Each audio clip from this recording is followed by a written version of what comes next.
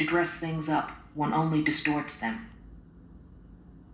Her life, devoid of artifice and studied introspection, prompts us to avoid commentary and to simply report her deeds, actions, and words, staying as close to the authentic documents as possible. That is the best chance we have of revealing her secret, which is a secret of transparency. The holiness of the poor. The life of Bernadette is a perfect illustration of this text in the Gospels.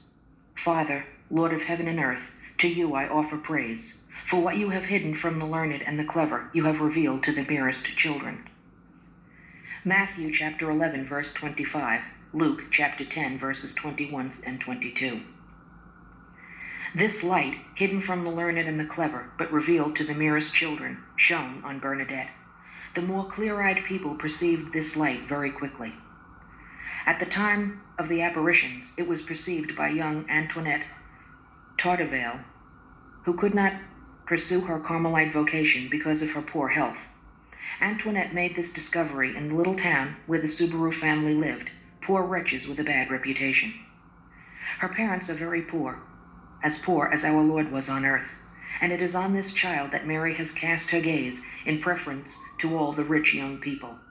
Now, at this moment, they envy the lot of her whom they might otherwise have regarded with disdain, and they count themselves fortunate to be able to embrace her or to touch her hand. Letter, March 29, 1858. 4 years later, January 18, 1862, the bishop drew the same conclusion without ever having read the above letter.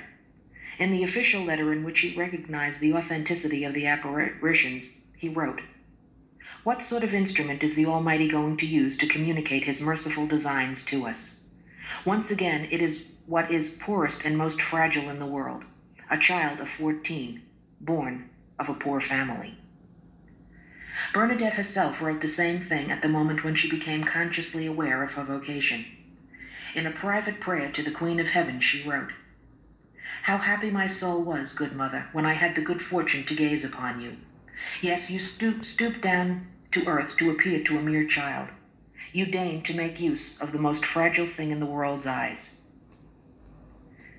The one to whom Bernadette addressed this prayer should not have had any trouble recognizing herself in it, for she herself has said, "God, who is mighty, has done great things for me, for he has looked upon his servant in her lowliness. All ages to come shall call me blessed." Luke chapter 1, verses 49 and 48.